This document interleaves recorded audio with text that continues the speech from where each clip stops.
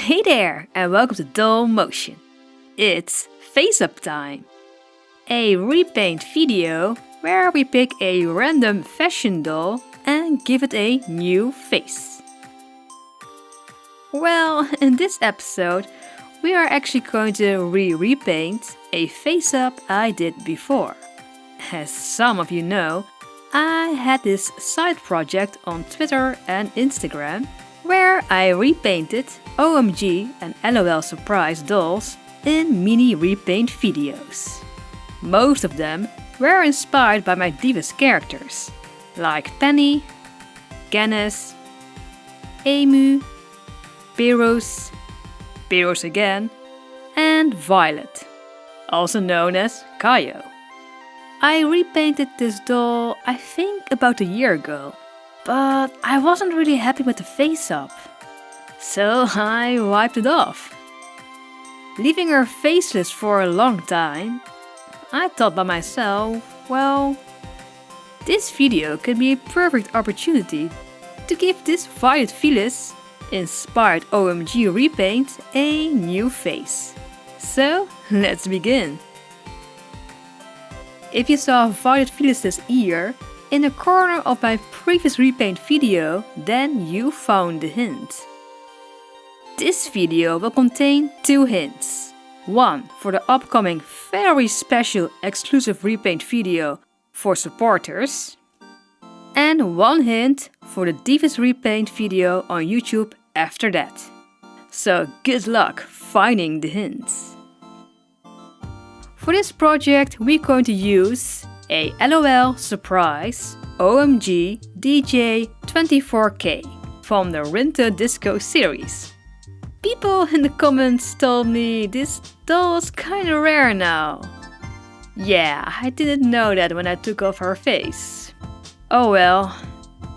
Something I missed from my first repaint attempt is Violet's signature face scar. So let's mimic the scar on the doll.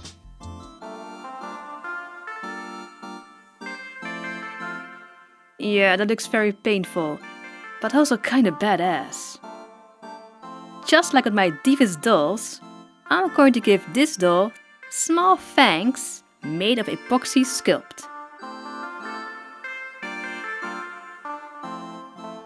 When the epoxy sculpt is dry, we mask off her hair and give the face a spray with Mr. Super Clear.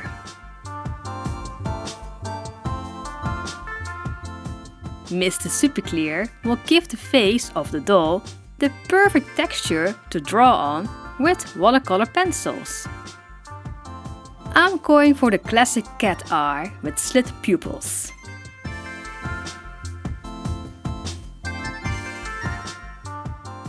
Eyebrows are a bit tricky to draw because of the scar, but that also means they didn't have to be even. Yeah, I think everyone who repainted a doll knows the horror that is drawing on doll eyebrows and keeping them even. Turning the doll upside down kinda works for me.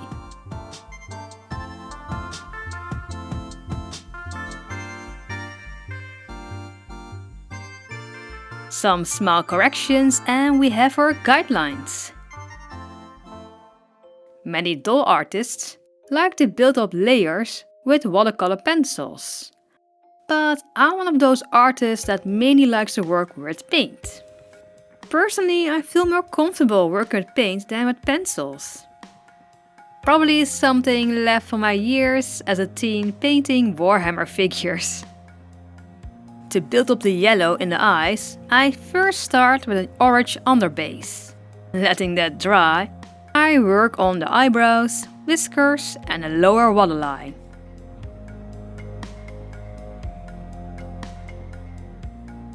When we draw in the slit pupil, we're done with the base colors of the face-up. Now we can continue, but first the shadows and then the highlights.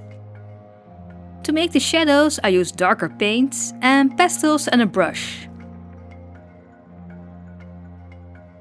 You can already see the depth in the face. When we have all the shadows in the face, we can continue with the highlights. starting with the catch lights in the eye. Some more highlights in the iris of the eye and in the lower waterline. Now we can paint in the eyelashes with a teeny tiny brush, finishing the face-up state. To seal in our new face for Violet, we spray the doll with a few layers of Mr. Soupy Clear. And now that I'm working on a cat ear headband, let's answer the question of the day. What's the best base doll for an androgynous character in your opinion? I am non-binary and want my first doll repaint to be a mini-me. Yes, that's a very good question. I guess the most obvious choice now would be the Creatable World line from Mattel. This line is very gender neutral. But I think you want to make an older character, right? For a body, you can always use a few options. You can look at the more feminine male bodies like the Monster High boys. The tall made-to-move Barbies are a great option. And also the DC superhero girls. And especially their heads. In my opinion, these are very gender neutral and can be used for a female or male costume. But to be honest, I think you can use any doll head or body you want. Like with some alternations, I use an ever after high female head to make these male heads.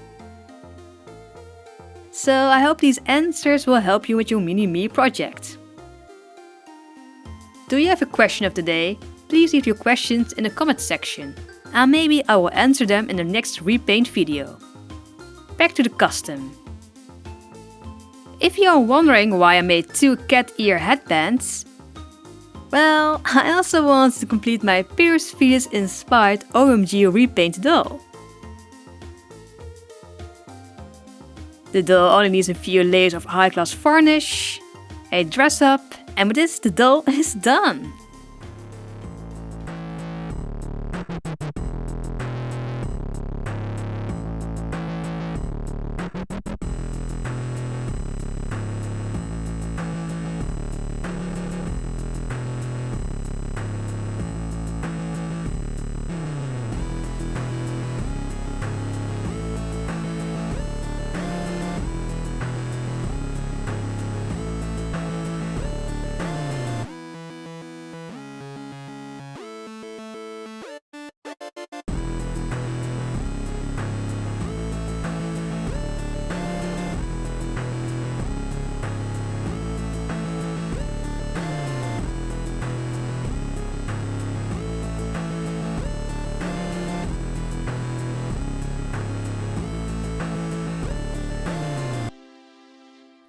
That's the doll.